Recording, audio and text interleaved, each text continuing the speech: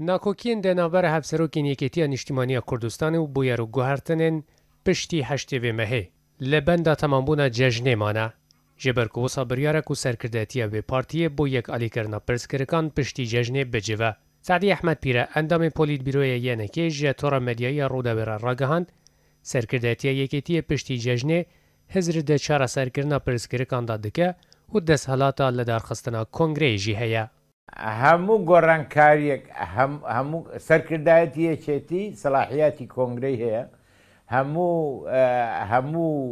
هەموو گۆڕانکاریەک لە ناو یەکێتی بە پێی سیاقاتی حیزبی دەبی ئەمن پێم وایە دوێنێ هەردوو لە باسییان کردەوە ئەوە لە دوای جەژن ئەنجومەنی سەرکردایەتی بیر لەوە دەکاتەوە کە چۆن عیلاجی بکە.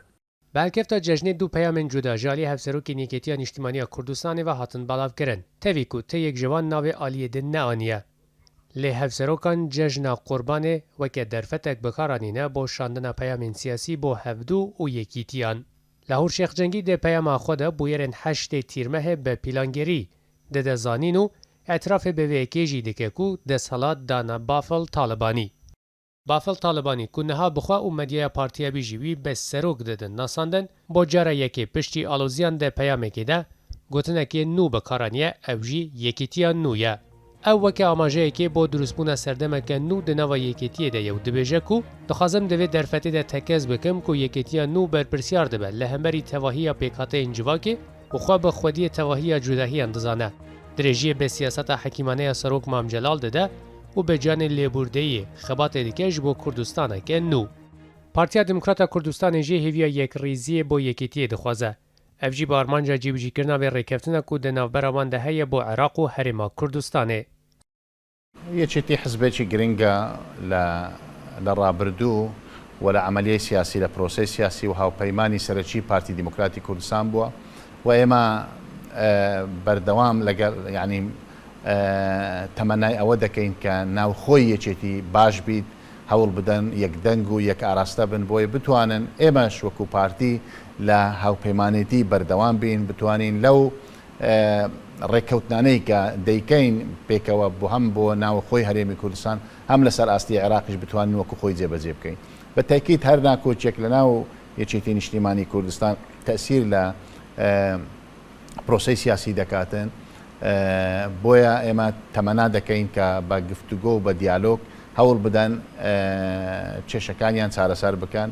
Yekgirtiya Îslamiya Kurdistanê jî weke partiyekî xwedî cemaber li Silêmaniyê venişêre ku tirsa wan ji mezinbûna pirsgirêkên yekîtî û nearamiya Silêmaniyê hebûye.